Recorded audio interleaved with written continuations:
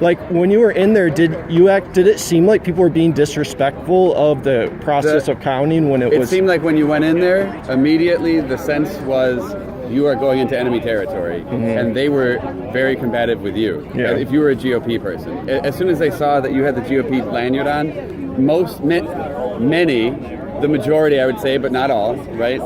There were some great ones that I worked with, but many looked at you and really despised you.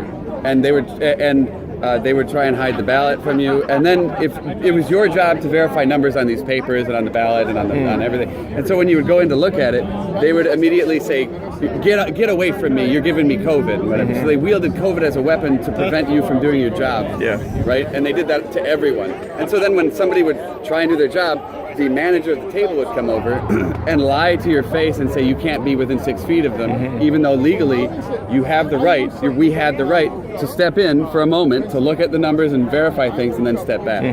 But they would routinely intimidate all of the poll watchers, the challengers, and say, no, that's not, which they knew was wrong, but they did it anyway. And it scared a lot of them away because we were all new poll watchers, and many of them were intimidated and didn't know that what they were doing was right, and they didn't stand up for themselves. Right? And the ones that did, they would call I don't know what they called them, like the group manager over, and then he would yell at you and intimidate you and shout at you, and then you would say, well, I'm just doing my job, and if you couldn't get a lawyer there fast enough, they would call the cops on you and escort you out because you were getting too close. Yeah. And so they would call that agitation, but it was bull, right? That was nonsense for most of it, right? But they also had Democratic operatives there who would intentionally try to agitate you.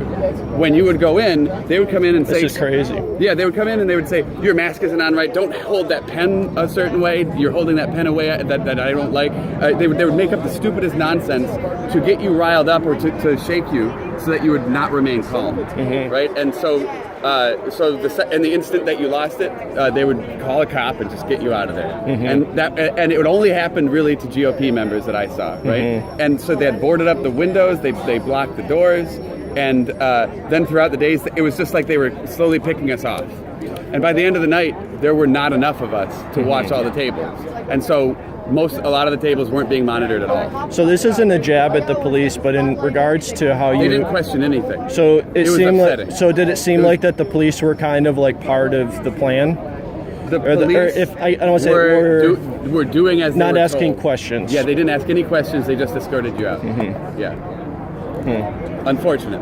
Yeah, because we backed the blue here, and it was very disheartening to see that over and over again. Yeah. And the other thing that lets you know that there's a complete bias in there is that every time a GOP person would be escorted out, the entire room would erupt in laughter, and you could hear that was disturbing when I saw that video. And you could hear it outside. I am told. I was inside. I don't know. But and when the doors would open, you could hear everybody clapping. Yeah, finally, and everybody was laughing because everybody was on one side, right? It was like 95% leftists in that room, which is totally inappropriate. Yep. Right? The GOP was basically the only group there. They had independent lawyers there, but I talked to probably a dozen of them, and they were all leftists. You could gather that by asking them what they did and what they wanted to do and what they thought of this or that, and none of them were Trump supporters. Not a one. And they claimed to be independent. How many were there of those lawyers? They were everywhere. I have no idea because they had their badges on, and there was a couple thousand people in there. Okay. Right? And I don't know how many. And what's kind of the scale of the number of stations in the whole? Because it's in Cobo Hall. I imagine it's pretty massive. Like, do you think there's 100 tables or something? There's got to be 100 at least. 100 sets of tables, right? It was sets of 4 tables with 5 people at them, and I think there were probably at least 100 of those stations. At least there's probably more. I don't know. That's a good question.